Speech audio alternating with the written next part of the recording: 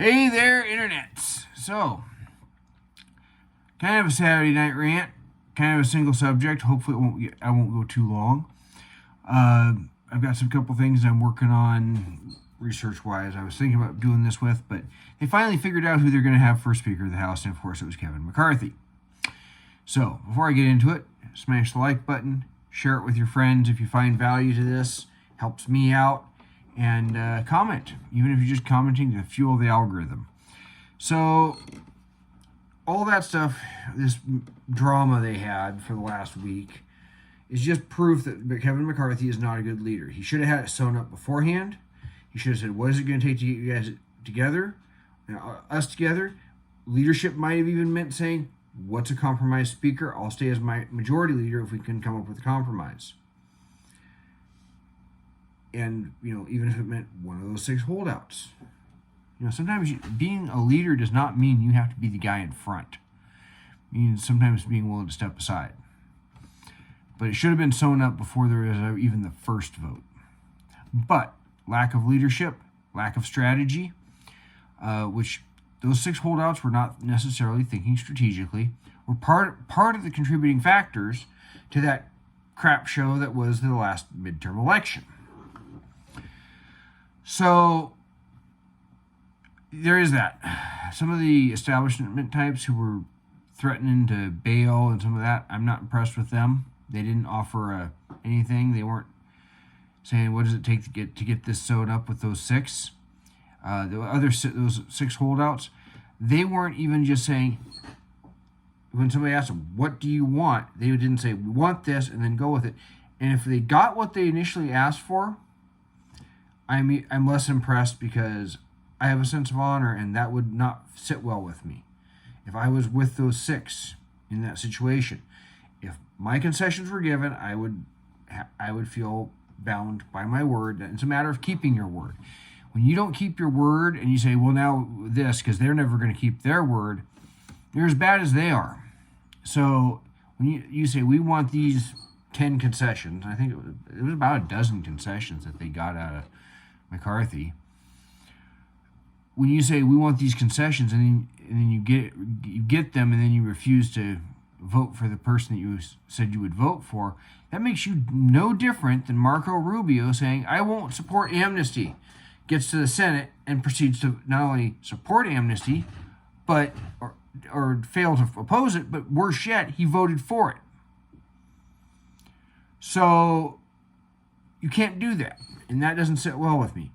I had a friend who, she became a friend because of this incident, actually. So I was in, we had a situation in my legislative district. As a precinct committee officer, I had to help select 3 candidates from the Republican Party to be a replacement state legislator. That's how Washington state law works. And then of those 3, the county commissioners and the counties involved, or the county involved, for legislators, state senators, all your county officials, if a seat comes open partway through the term, end up having to choose from those 3. So it's like, it's not like, you get a bunch of Democrats on a county commissioner in the county commissioners, and they get to pick a Democrat. The Republicans can literally hand them, here's 3 choices, and that's who they get to pick from. They don't get to pick whatever Republican they want. Well, and now they can't turn around and just pick the weakest Republican or the one they think is easiest to beat. They can absolutely do that. Well, she came to my house. I had already, as soon as that came open, I'd gotten a call from somebody else, and they said, would you support me? I said, you got it on first ballot until you're elected. And she said, and this gal comes up, and I want to hear her out at least, and tell her, I like her. I told her a couple days later, I like you. If this other person had not called me up and asked for my support, and I had not already agreed it, it'd be a hard call. But I have already agreed to give my support on the first ballot. You definitely right now, based on who's there, because we have to pick 3, would get me for voting you for one of those 3. But I've already promised it, and I feel like I'm honor. I have a code of an honors, a value of honor of that. I have to honor my word. I have to give my support to the other person, and she appreciated that. And like I said, we became Facebook friends, and I sent her some stuff during the last election because of a situation where it was a Republican versus Republican, and she wanted a copy of what I made. So if they agreed something and then they didn't follow their agreement, that doesn't sit well with me. And it got so bad they almost had blows on the people coming to blows, and that's not a good look either. As much as some people might want to go get a bowl of popcorn and watch. So with all this drama, what did they actually accomplish? What did they get? Well, they got some good things. So the most dangerous one was lowering the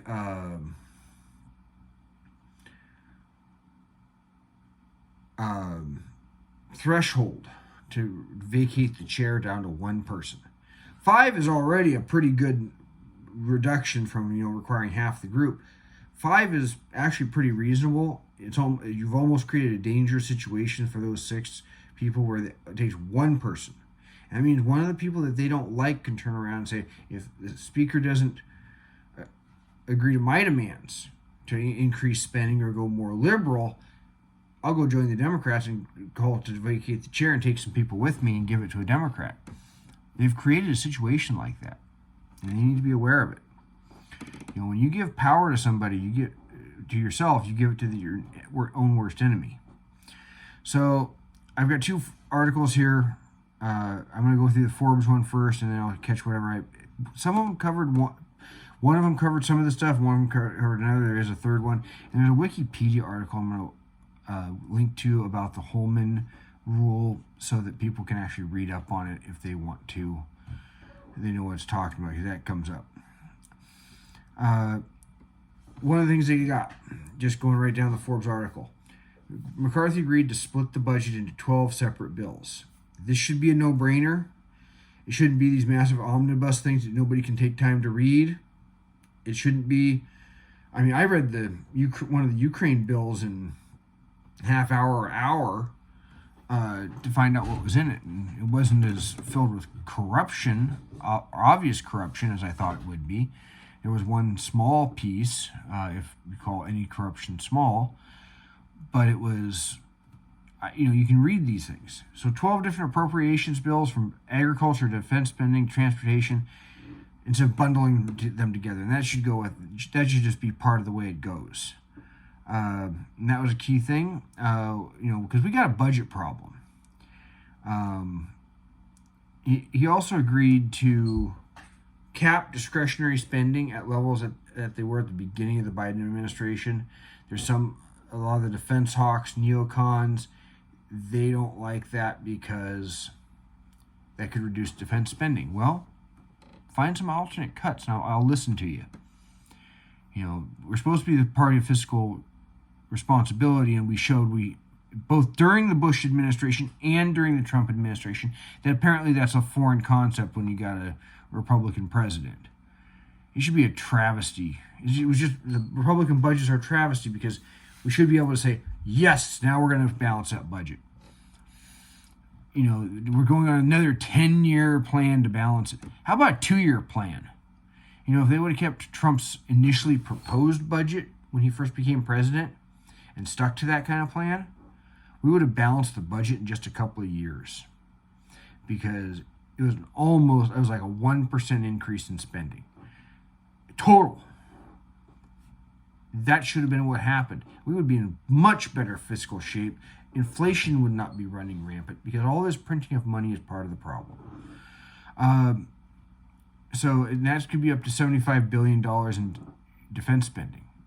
I remember seeing a report a few years ago that there was something like $150 billion in waste or something like that in the defense spending. And to be sure, a lot of this stuff is expensive, and you can't just drop it like some people would like, because there's consequences to that action.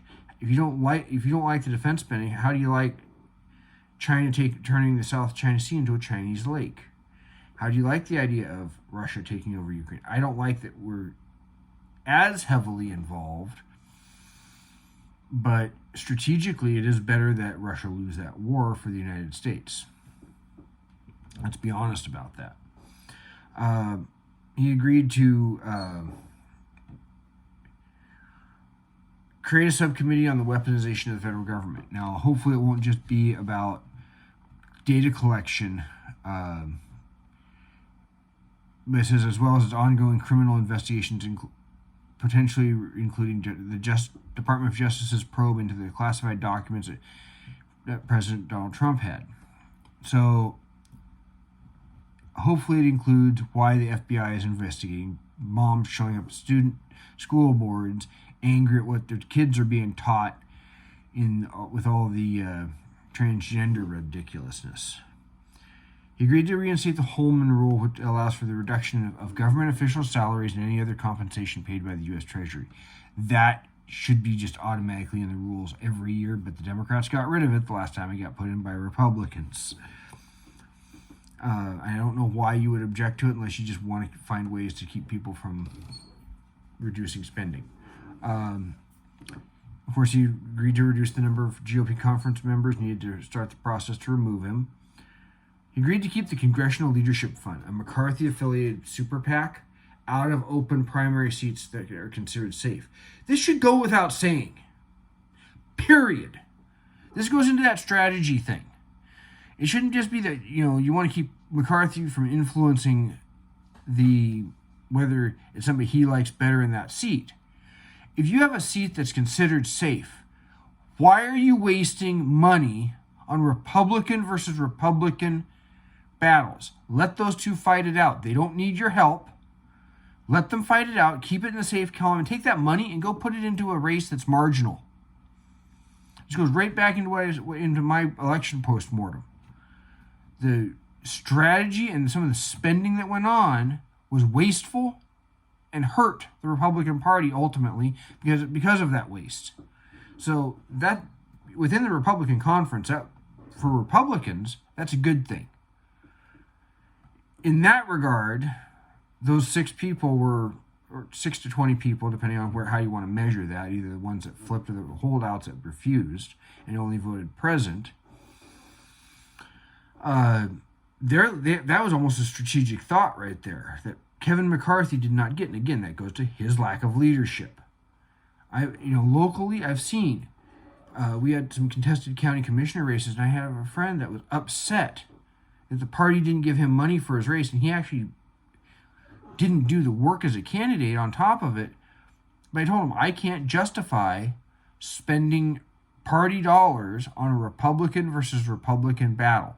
Now, I understand if Republicans are taking sides in a primary, individual, at this point, precinct committee officers, that sort of thing, them giving their own contributions directly. But if you have a pool of money, say $50,000 locally, which would be a lot for the county party, taking $2,000 or $3,000 and just giving it to each candidate as a sign of, that, hey, we like you guys, that's not a good use of party resources.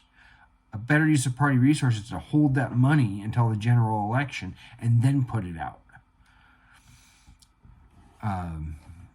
He promised to give House members 72 hours to review bills before they come to the floor. Absolutely. This should be a no-brainer in the House rules to begin with. It should automatically be you get 72 hours to read it. It doesn't take that long to read a lot of this stuff, especially the smaller bills, and there's some rules to make these like really narrow bills and there's these big, massive things. But 72 hours to say we're going to concentrate on just this one thing. You got this bill. We got to get it read. We're going to start debating it in 72 hours. So do your reading. At least you got a chance to work your way through a chunk of it. So that's the stuff in the Forbes article that he agreed to. He also mentioned to bring congressional term limits. All right. So if you're a Democrat and you're listening to this because you want to hear a Republican rant, the term limits thing should be a no-brainer for both sides. You talk to people on both sides; they all want term limits. So when Republicans bring it to the floor, you guys need to get out there and tell your representatives, I vote for you guys. I want to see term limits. If we had a convention of the states, it's the only thing you can almost guarantee is going to come out. Now, I think that any term limits bill should include you have to be a resident of your state for 6 years to run for Senate, a resident of your district for, say, 4 years, and live in your district. There have been a couple of cases where they had to replace somebody in a district midterm, and I remember it happened in a district in New York. This district came open. They had the only person on the ballot that lived in the district was the Republican. Every other Democrat, they had like 6 or 8 Democrats all running in the primary. They were all living outside their district. If your party can't come up with one person that wants to be the U.S. rep, you don't deserve to win. And I can't see how you can say that you represent a district or a state without actually having lived there for a while. So that should be one of those things they put in there, but that's just my thought. A border security plan is also part of what some outlets have reported that he agreed to. Hopefully that includes a wall and not amnesty. I'll get angry if they don't seek to vacate the chair if he goes for amnesty. And that's something that the establishment people need to remember, is that part of what led to Trump was not taking care of the base. When you make promises and you don't, it's not only that you say, I won't support this, but worse yet, you go and not only fail to oppose what you said you wouldn't support, but you go and support it or vote for it. That's what led to Trump. Just like Marco Rubio saying, I'm going to not support amnesty, gets to the Senate, and the first thing he does is supports amnesty. Okay? You can't be doing that. And there's a lot of things. And so in the New York Post article I'm going to post, a lot of the Freedom Caucus people want control of the Rules Committee, which that's a powerful committee. It can determine who comes on and off. They wanted more seats on a lot of the fiscal hawks wanted seats on there, and he had to try and gain those seats. Where are the list on this? Some of the other major concessions were, including a promise for guaranteed votes on pet issues like balanced budget amendment, term limits again, Texas border plan, an end to remaining coronavirus mandates and funding. A committee a committee modeled after the Church Committee from 1975. More single subject bills to be voting on specific narrow issues. That should be easy to do. Some of these bills that are very narrow, it should be a afternoon. It would easily be that. In fact, so there was one, I remember it would have allowed for people to opt in to have flex time instead of overtime when they're working by the hour, and it put almost all the power in the hands of workers. It certainly didn't screw them over financially because they had to opt into it to begin with. They could still say, I want my overtime, which is probably what I would do because I'm greedy. And it was an only 3-page bill. And I had new more liberal friends who were against it, and I'm like, have you read the bill? So those are some very good things, concessions that they got out of McCarthy.